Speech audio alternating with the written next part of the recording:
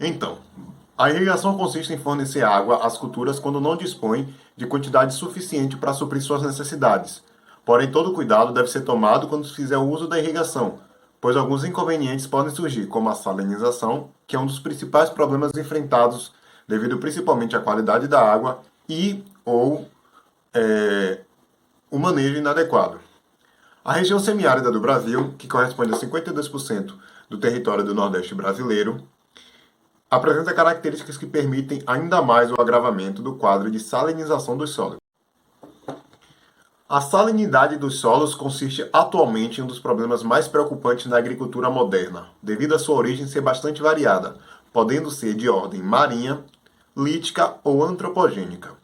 E a condutividade elétrica é a variável mais empregada para se avaliar o nível de salinidade, ou a concentração de sais solúveis na água de irrigação e no solo.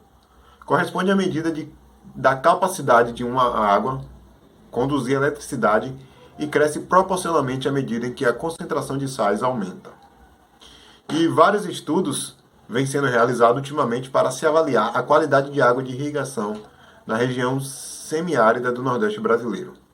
Através desse presente trabalho, objetivou-se avaliar a influência da fonte, época e tipo de solo na determinação da condutividade elétrica, a partir da concentração iônica, utilizando-se a regressão linear, da estatística e o teste de identidade de modelo.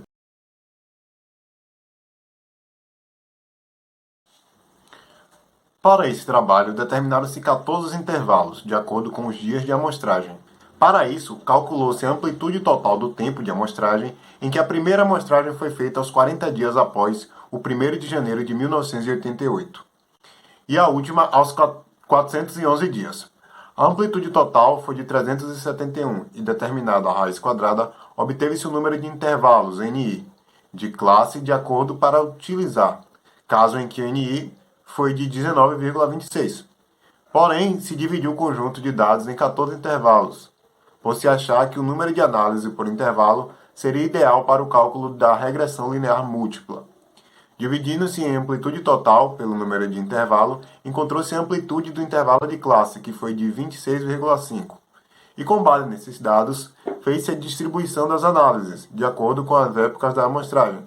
Como vocês podem verificar aí nessa próxima tabela que iremos mostrar, que é a tabela 1.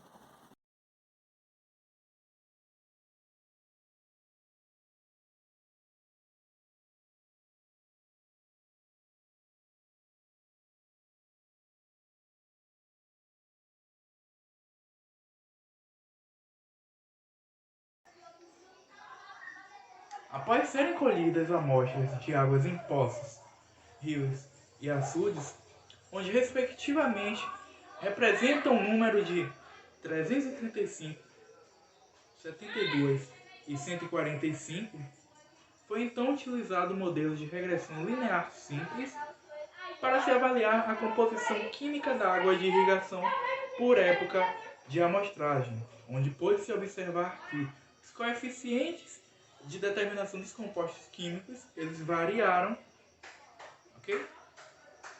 E em épocas onde há um maior número de dados, a média dos desvios ela diminui.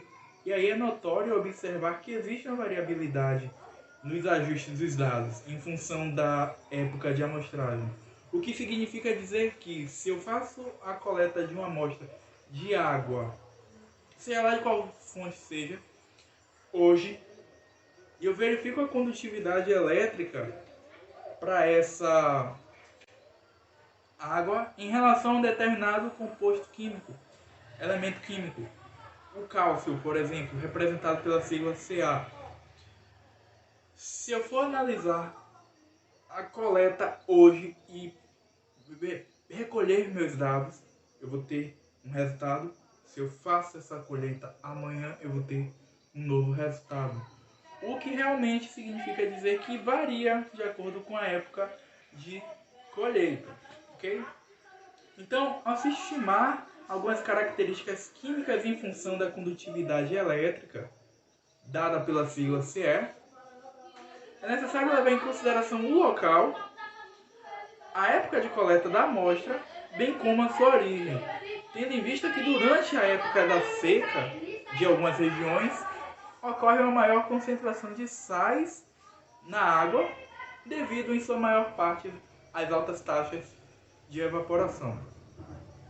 Então, devido à variabilidade de ajuste das regressões, com a época de amostragem, várias equações, devido à variação das concentrações dos íons com as condições climáticas, principalmente evaporação e precipitação, e como a condutividade elétrica também varia com as condições climáticas, a relação entre a mudança da condutividade elétrica e a concentração de determinado íon parece não ser linear, onde faz-se uso da regressão linear para poder verificar o quão próximo de uma forma linear meus dados estão.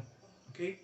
E aí, se a gente pega a tabela 4 para verificar essa questão da regressão linear e tal,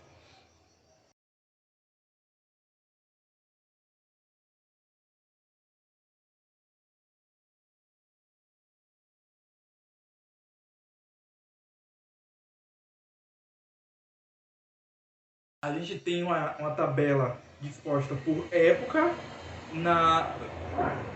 no sentido vertical, lado esquerdo, e na parte superior, no horizontal, a gente tem as leis de formação da condutividade elétrica para cada um elemento químico que compõe aquela amostra que foi colhida. Okay?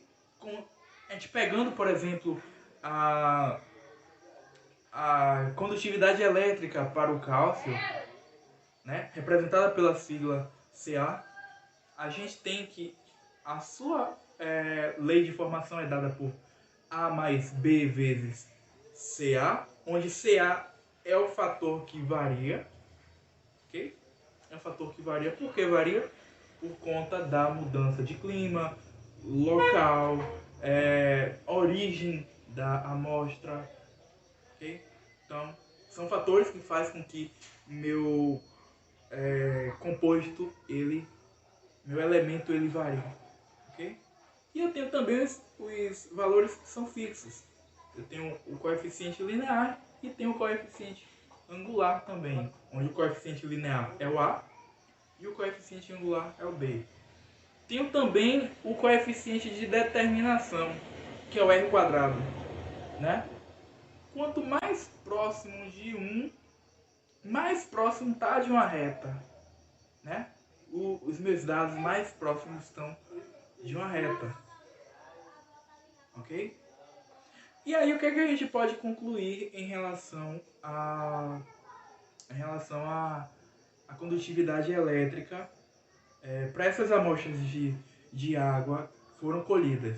Que não existe uma precisão na estimativa da condutividade elétrica das águas de irrigação através das equações lineares ajustadas em função da concentração iônica de cálcio, magnésio, potássio, sódio, enfim, são os elementos que estão expostos na tabela, assim como também as equações lineares ajustadas para a condutividade elétrica de águas em função de concentrações iônicas individuais variaram com a época de amostragem da água, assim como também com o tipo da fonte que foi escolhida.